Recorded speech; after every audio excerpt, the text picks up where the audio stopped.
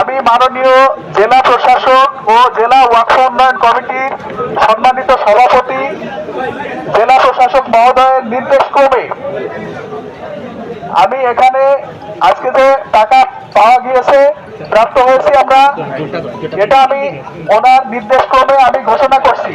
আমি মোহাম্মদ সজল মিয়া, ওয়াকফ অডিটর, সিলেট জেলা। আমরা মাননীয় জেলা প্রশাসক মহোদয়ের নির্দেশ ক্রমে একটি কমিটির মাধ্যমে আমরা এটা দান বাক্স সিলগালা করি।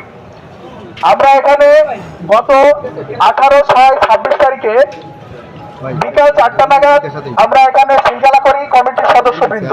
আমরা খুব তাৎক্ষণিকভাবে এটা সিদ্ধান্তের প্রেক্ষিতে আমরা 22/6/2026 তারিখে আমরা 2টা নাগাদ জোহরের নামাজের পরপরই আমরা এটা খুলি মাননীয় জেলা প্রশাসক মহোদয়ের নির্দেশ ক্রমে।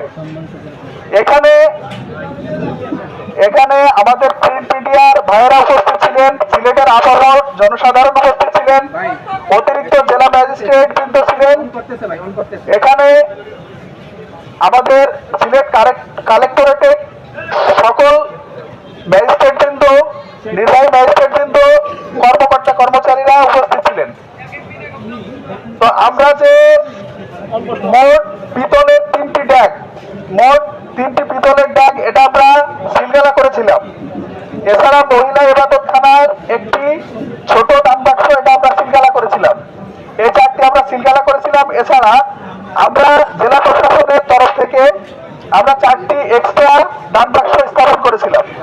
এই টোটাল 8টি দান বাক্স আমরা আজকে ডাবল লক করা অবস্থায় আমরা খুলি।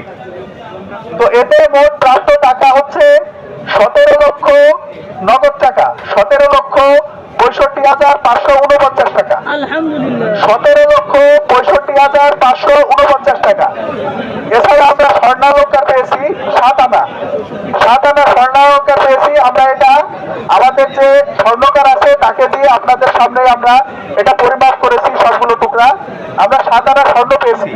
এছাড়া সৌদি রিয়াল 5 রিয়াল করে আমরা 2টা টাকা পেয়েছি, সৌদি রিয়াল পেয়েছি 2টা।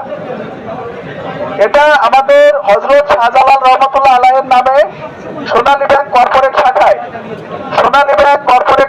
আমরা এই টাকাটা হযরত শাহজালাল রহমতুল্লাহর বাজার হিসাবে এটা এখন জমা প্রদান করা হবে।